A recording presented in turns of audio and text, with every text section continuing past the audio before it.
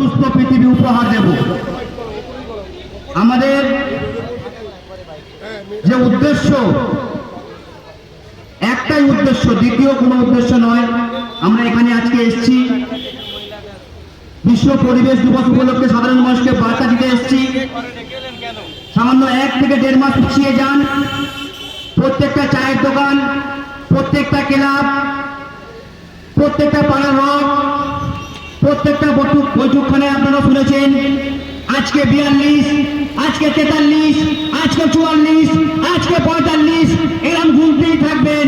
আর মাঝে মাঝে আপনারা সোশ্যাল মিডিয়ায় ছবি পোস্ট করে থাকবেন যে আজকে 45 হয়েছে, আজকে 46 হয়েছে, কালকে 47 হবে, পরশু 48 হবে।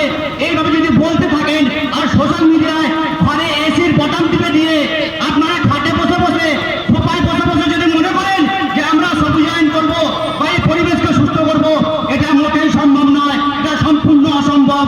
এই পরিবেশকে সুস্থ করতে গেলে, এই পরিবেশকে সবুজায়ন করতে গেলে, এই পরিবেশকে যদি আমরা মনে করি যে শুদ্ধ পানীয় বাতাস হোক, সাধারণ মানুষকে যদি মনে করি যে আমরা তুলে দেবো, আগামী প্রজন্মের কথা যদি মনে করি আমরা ভাববো যে আগামী প্রজন্ম যারা আসছে তারা কি করবে এই পৃথিবীতে।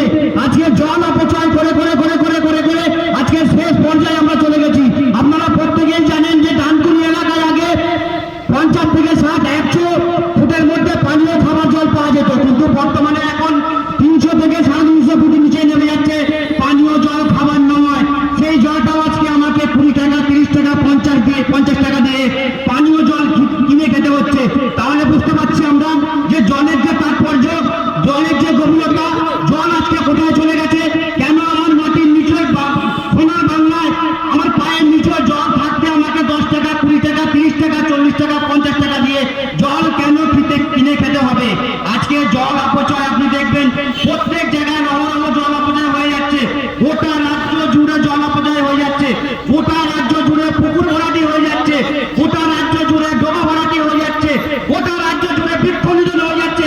হাজার হাজার কোটি কোটি বৃক্ষকে নিধন করা হচ্ছে, তার বিকল্প হিসেবে একটিও গাছ বসানো হচ্ছে না।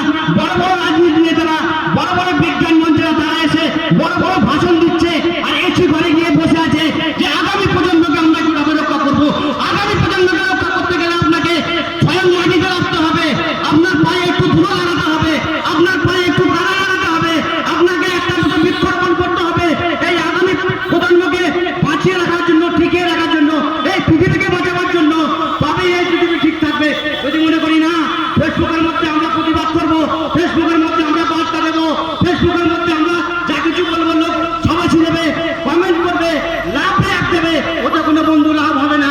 লাভ বন্ধু তখনই হবে যখন স্বয়ং 20 টাকা 30 টাকা যে চায়ের দোকানে যে আড্ডা মারছেন সেই 20 টাকা খরচা না করে 20 টাকা দিয়ে একটি গাছ কিনবেন, সেই গাছটাকে রোপণ করে পরিচর্যা করে বড় করবেন আর বলবেন যে আজকে একটা বৃক্ষরোপণ করলাম, আগামী প্রজন্মকে দূষণমুক্ত পৃথিবী উপহার দেওয়ার কাজ করলাম। তখনই মনে করবো যে আপনার কাছে সঠিক কাজ, আপনার সোশ্যাল মিডিয়াতে সঠিক প্রচার হয়েছে, নত বৃথা, কোনো লাভ হবে না। আসুন আমরা সকলে মিলে আজকের দিনে